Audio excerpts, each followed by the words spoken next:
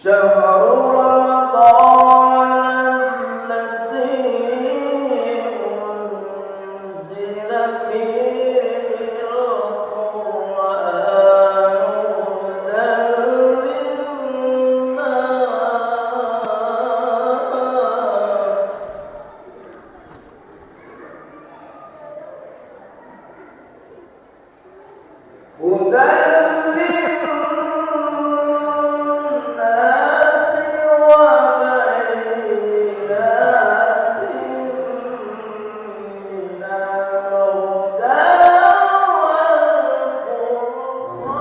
Ketua DKM Masjid Baitur Rahmah, yang terhormat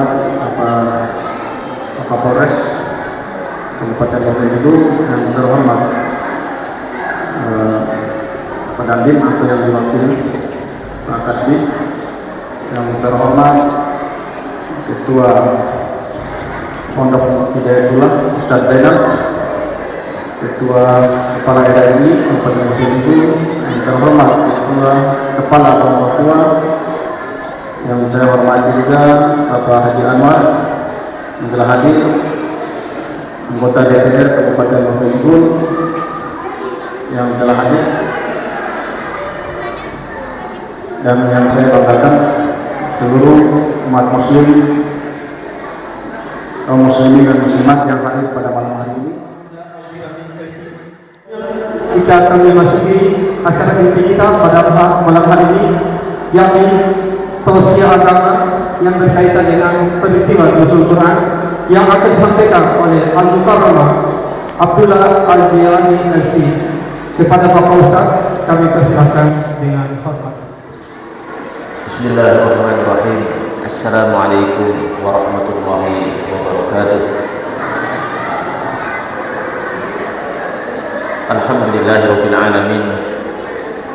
Wa bihi nasta'inu ala umuri dunya waddin. Asyhadu an la ilaha illallah wahdahu la syarika lah. Wa asyhadu anna Muhammadan abduhu wa rasuluh. Allahumma salli wa sallim ala sayyidina wa habibina wa syafi'ina Muhammad wa ala alihi wa sahbihi wa man tabi'ahum bi ihsan ila yaumiddin. Thumma amma ba'd. Kepada yang kami hormati Bapak Dandim atau yang mewakili, kepada yang kami hormati Bapak Kapolres atau yang mewakili, kepada Bapak Ketua PHBI yang kami hormati, kepada Bapak Ketua RRI yang mewakili atau yang mewakili, kepada DKM Masjid Baitur Rahmah yang kami hormati, dan seluruh kaum muslimin wal muslimah yang hadir pada kesempatan malam hari ini yang kami muliakan dan kami banggakan. Alhamdulillah, malam hari ini dengan izin Allah Subhanahu wa taala kita dimudahkan oleh Allah Subhanahu wa taala untuk berkumpul di salah satu masjid, di salah satu rumah dari rumah-rumah Allah Subhanahu wa taala, dikumpulkan untuk memperingati turunnya Al-Quran atau nuzul Quran, di mana acara pada kesempatan malam hari ini selain kita berusaha untuk mengambil hikmah dan pelajaran dari nuzul Quran, kita juga berusaha untuk menjadi media silaturahim, menjalin ukhuwah Islamiyah di antara kaum muslimin di daerah ini. Hadirin wal hadirat, muslimin wal muslimat yang dimuliakan Allah Subhanahu wa taala. Malam hari ini kita masuk tanggal 17 Ramadan. Setelah matahari tenggelam tadi, kita masuk tanggal 17 Ramadan. Di mana di tanggal ini ada satu momen penting, momen yang sangat bersejarah, momen yang sangat sakral, sangat agung sekali, yaitu momen turunnya Al-Quran Al-Karim. Turunnya Al-Quran Al-Karim telah disebutkan oleh Allah Subhanahu wa taala dalam Al-Quran dalam surah Al-Baqarah 185. di mana Allah Subhanahu wa taala telah berfirman, a'udzubillahi minasyaitonir rajim, syahrul ramadhan alladzi unzila fihi al-Qur'an hudan lin-nasi wa bayyinatin minal huda wal furqan, al-ayat. Bulan Ramadan adalah bulan yang diturunkan di dalamnya Al-Qur'an sebagai petunjuk bagi manusia dan penjelas berupa petunjuk dan furqan, pembeda antara yang benar dan salah.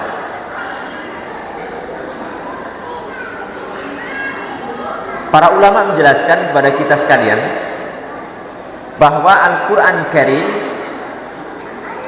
itu turun pada awalnya itu jumlatan wahidatan, sekali turun semua 30 juz 114 surat, diturunkan ke tempat namanya Baitul Izzah. Baitul Izzah itu berada di Sama'ud Dunya, di langit dunia. Langit dunia itu langit yang paling dekat dengan kita, Pak. Itu langit dunia, Sama'ud Dunya. Karena langit itu ada 7 lapis. Pertama, 2, 3, 4, 5, 6, 7.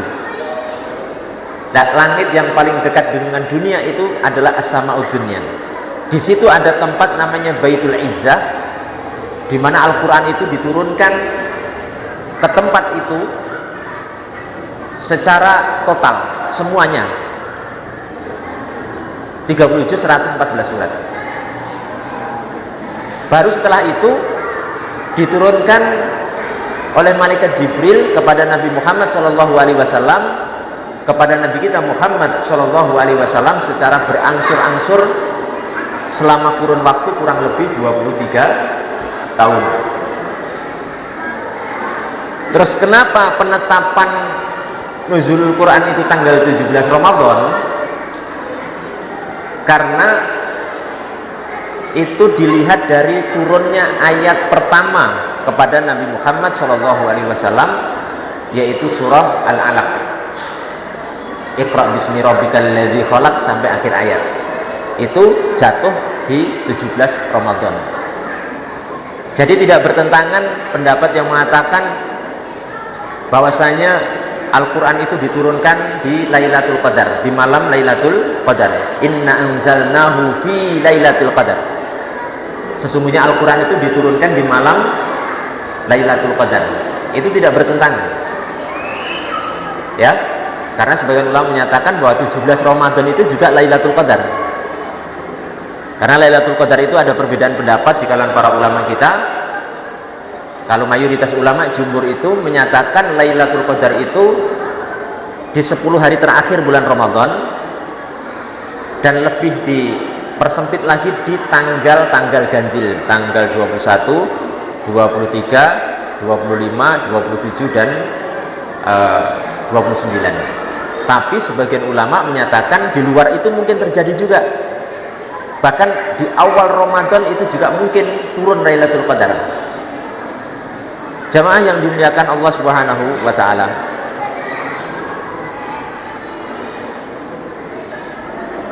malam nuzul Quran dan Al-Quran itu turun malam hari, Pak, tidak siang hari.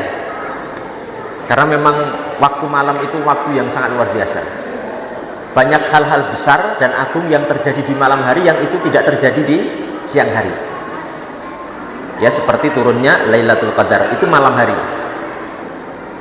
Kemudian turunnya Al-Quran itu juga malam hari. Dan banyak hal lagi yang mungkin tidak bisa kami sebutkan semuanya di sini. Nah, Al-Quran Al-Karim sebagai kitab suci kita yang hari ini kita peringati turunnya. Untuk apa sih kita peringati? Untuk sebagai pengingat bagi kita semuanya. Karena masyarakat awam itu, Bapak Ibu sekalian, tidak seperti para santri yang tiap hari belajar Quran, tiap hari menghafal Al-Quran, tiap hari memahami makna-makna ayat dari Al-Quran. Masyarakat awam itu tiap hari kerjanya dagang, ada yang kerja di ladang, ada yang kerja di pabrik, ada yang kerja di instansi pemerintah dan lain sebagainya. Momen mereka untuk mengingat dan mendekat kepada Al-Quran itu momen setahun sekali, ya seperti sekarang ini. Sehingga kalau ini pun tidak ada, terus kapan orang awam, masyarakat awam, kaum muslimin akan mendekat kepada Al-Quran Al-Karim? Oleh karena itu, para ulama kita menjadikan peristiwa-peristiwa besar dalam Islam itu dijadikan kemudian sebagai hari peringatan, zikra, untuk hal-hal yang sudah kami sebutkan tadi. Lah, Al-Quran Karim sebagaimana dalam Al-Quran tadi sudah disebutkan merupakan hudan linnas. Hudan linnas itu petunjuk bagi manusia. Karena di dalam Al-Quran itu disebutkan 30 juz 140 surat berisi huda, hidayah, petunjuk bagi kita umat Islam. Semuanya ada dalam Al-Quran. Dari masalah tauhid, masalah ibadah, masalah muamalah, masalah akhlak, masalah tazkiyatun nafs, pembersihan jiwa, atau menurut istilah sebagian ulama tasawuf, membersihkan jiwa, komplit di situ. Sampai ada seorang sahabat dulu yang belum masuk Islam, namanya Salman Al-Farisi dari Persia. Beliau itu dari Persia ke Madinah, pengen ketemu Rasul Muhammad SAW. Kemudian di tengah jalan bertemu dengan sahabat Nabi. Waktu itu Salman belum masuk Islam, Pak.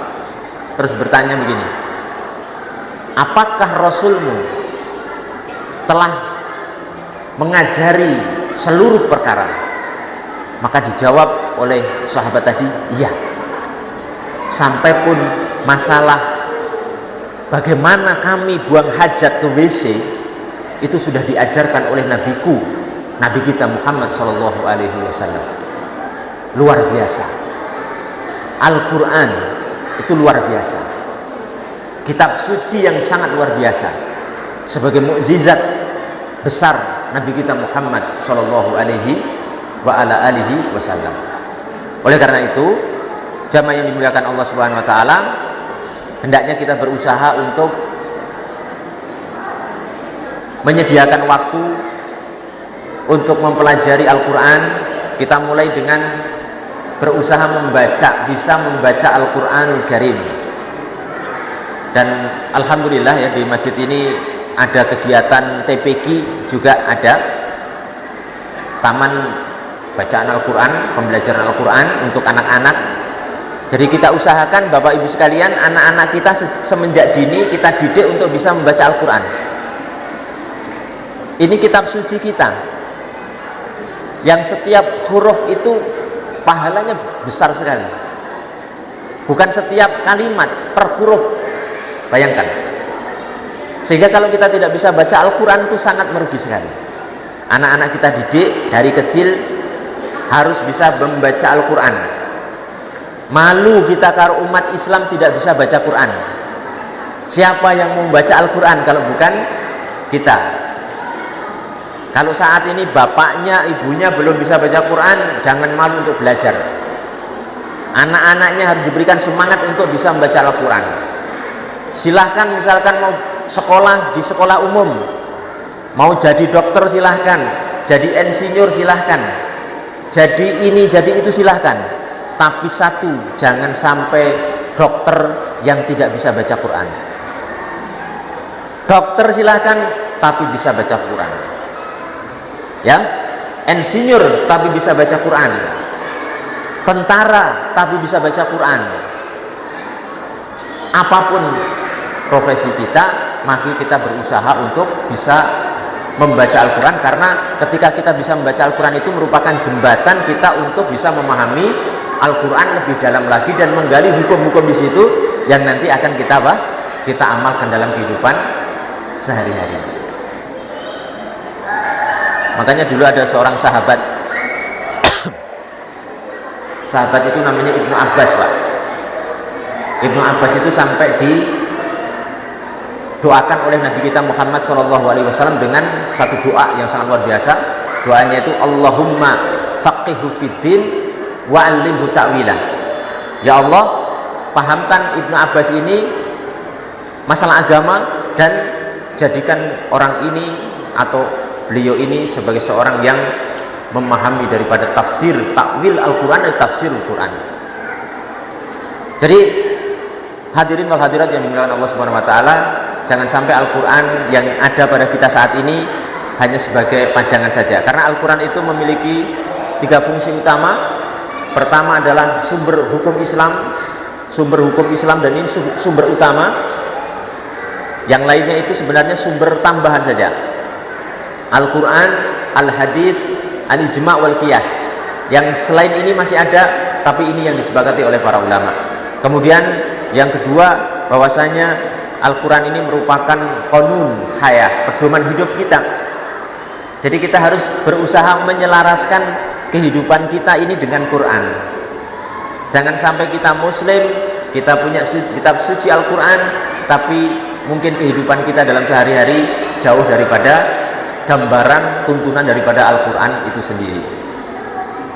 Perhatikan ya, sampai Nabi Muhammad SAW itu disifati oleh Aisyah, istri beliau. Apa sifatnya? Karena khuluquhul Quran. Nabi itu akhlaknya Quran. Quran berjalan. Coba perhatikan ya. Di sini yang memuji itu istrinya, Pak. Biasanya istri itu orang yang paling tahu rahasia suami. Para suami itu kan kalau di luar bagus ya penampilannya, iya enggak? Kelihatan alim, kelihatan sabar, kelihatan rendah hati. Kalau di luar, Pak, pas di rumah itu belum tentu. Yang memiliki kartu suami, kekurangannya apa, keburukannya apa, itu istri kita. Ya, istri tahu, Pak. Kita itu kalau di rumah kalau marah misalkan ya, banting piring itu tahu istri kita, Pak. Kalau di luar alim, tapi kalau di rumah banting piring, itu istri tahu. Tapi di sini yang memuji Rasul itu istrinya sendiri. Ini pujian super jujur, super adil, super valid. Gak mungkin bohong, karena yang memuji adalah siapa? Istrinya sendiri. Kita berusaha untuk ke sana. Kemudian yang ketiga, bahwasanya Al-Quran itu sebagai syifa, ya, sebagai obat, syifaul lima fis sudur, sebagai obat bagi hati kita. Karena hati kita itu penuh dengan apa? Berbagai kotoran, penyakit-penyakit hati, berbagai dosa dan lain sebagainya. Kita tumbuhkan generasi kita, generasi Qurani, cinta Quran, belajar Quran. Kalau sudah bisa belajar Al-Quran, bisa menguasai Al-Quran, menghafal Quran, terus mengetahui tafsirnya, memahami makna-maknanya, bisa diajarkan kepada yang lainnya. Khairukum man ta'allama al-Qur'ana wa 'allamah. Sebaik-baik kalian itu adalah orang yang mempelajari Al-Quran dan mengajarkan kepada orang lain. Generasi kita ini yang akan melanjutkan perjuangan Islam, Pak. Diawali dengan apa? Menguasai Al-Quran. Dengan cinta Quran. Itu nanti akan menjadi penerus perjuangan daripada Islam. Ada sebuah ucapan dari seorang ulama Hujjatul Islam, Imam Al-Ghazali rahimahullah ta'ala, dalam kitab Ihya Ulumuddin. Beliau mengatakan, alamatu hubbillah hubbul Quran, wa alamatu hubbillahi wa hubbil Quran hubbur Rasul.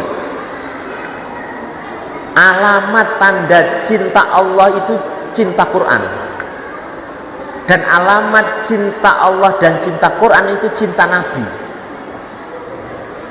Jadi bohong kalau kita mengaku cinta Allah tapi nggak cinta Quran. Apalagi ini bulan Ramadan, kami mengajak, masih ada sisa waktu ya, kurang lebih masih mungkin sekitar 13 atau 12 hari lagi. Mari kita berusaha untuk mengkhatamkan Al-Quranul Karim di bulan Ramadan ini bagi yang sudah bisa membaca. Minimal sekali lah, jangan 2 kali, terlalu berat, sekali saja. Karena kalau untuk mengikuti para ulama berat sekali. Jamaah yang dimuliakan Allah Subhanahu wa taala, kemudian para pendahulu kita itu menaruh perhatian sangat besar kepada Al-Quranul Karim, terutama dalam menafsirkannya. Hati-hati kita sebagai umat Kanjeng Nabi Muhammad SAW jangan sampai ceroboh untuk membuat kesimpulan-kesimpulan sendiri dari Al-Quran yang ternyata itu berasal dari pendapat kita pribadi. Ya, itu bahaya sekali karena banyak sekali peringatan dari para ulama kita yang menyatakan untuk tidak kita ini sembrono dalam memahami Al-Quran tanpa ada keterangan dari para ulama yang memang punya kapasitas untuk itu. Nabi bersabda dalam sebuah hadis, "Man qala fil Qur'ani bi ra'yi aw bima la ya'lam falyatabawa maq'adahu minan nar." Barang siapa yang berbicara tentang Quran dengan pikirannya sendiri atau dengan sesuatu yang tidak dia ketahui, maka hendaknya dia mengambil tempat duduknya di neraka. Al-Quran sebagai pedoman hidup, Al-Quran sebagai pedoman untuk menjalin ukhuwah Islamiyah. Saya ingatkan benar, ini momen kita berkumpul, Pak. Seperti momen kalau kita umroh, kita haji, nggak peduli dari negara mana, dari suku mana, perbedaan pendapat yang ada itu tidak bermasalah. Ya, innamal mu'minuna ikhwatun. Orang-orang beriman itu bersaudara, mereka dipersaudarakan karena iman. Sehingga kami berharap semoga di masjid ini yang kita cintai, Masjid Raya Baitur Rahmah Bovendigul ini, kedepannya acara seperti ini harus lebih digalakkan lagi, dimeriahkan lagi. Tidak hanya nuzul Quran, tapi peringatan hari-hari besar Islam yang lainnya semoga semakin bisa dilaksanakan dan semakin meriah lagi. Dan mudah-mudahan nanti kaum muslimin di sekitar Masjid Raya ini berbondong-bondong untuk ke masjid untuk menghadiri acara ini dan nanti bisa mengambil faedah yang setelahnya bisa melakukan hal-hal yang lebih positif lagi dengan memakmurkan masjid yang kita cintai ini. Jamaah yang dimuliakan Allah Subhanahu wa taala, mungkin tidak banyak ya yang bisa kami sampaikan karena momennya pengajian nuzul Quran, pengajian umum, dan saya kira karena momennya juga bulan Ramadan yang mungkin sudah cukup lelah ya dengan kita tadi sholat tarawih dan juga mungkin sebagian kita belum makan buka puasa ya. Jadi sebagai penutup di sini kami berharap sekali, kami memberikan motivasi kepada DKM khususnya, dan alhamdulillah ini sudah terselenggara dengan baik dan mudah-mudahan kedepannya akan lebih baik lagi. Kita berusaha menghidupkan syiar-syiar Islam di daerah ini, di masjid ini. Semoga Allah Subhanahu wa taala memberikan barokah. Dan satu yang ingin saya sampaikan juga, Islam itu, Quran itu mengajari kita sifat dan sikap moderat, moderasi dalam beragama, moderat. Wa kadzalika ja'alnakum ummatan wasata. Dan kami jadikan kalian wahai umat Islam sebagai umat yang pertengahan, khiyaran wa adla, pilihan dan adil. Kita harus jadi umat yang moderat. Karena Islam ini terus terang Bapak Ibu sekalian terpecah menjadi 73 golongan. Yang 72 golongan ini sekte-sekte ekstrim yang keluar dari petunjuk Quran. Hanya satu yang di tengah, yaitu Ahlus Sunnah wal Jamaah. Hati-hati di sini. Jangan sampai kita hulu berlebihan dalam beragama yang itu meninggalkan Quran Al-Karim. Wa iyyakum wal ghulu wa fiddin, hati-hati kalian dari hulu bersikap ekstrem dalam beragama. Ketika kita mengikuti Quran, mengikuti petunjuk Nabi, mengikuti sahabat, dan mengikuti para imam-imam, para ulama yang mengambil ilmu dari Nabi Muhammad SAW, paling dekatnya imam 4, imam madhab yang 4, Imam Abu Hanifah, Imam Malik bin Anas, Imam Syafi'i, dan Imam Ahmad ibnu Hanbal, serta murid-murid mereka ila yaumina hada, sampai zaman kita sekarang ini. Itu pedoman kita. Insya Allah selamat dunia akhirat. Demikian mungkin yang bisa kami sampaikan. Kurang lebihnya mohon maaf yang sebesar-besarnya. Semoga Allah Subhanahu wa taala memberikan barokah dari pertemuan kita malam hari ini. Wabillahi taufiq wal hidayah wal afu minkum. Wassalamualaikum warahmatullahi wabarakatuh.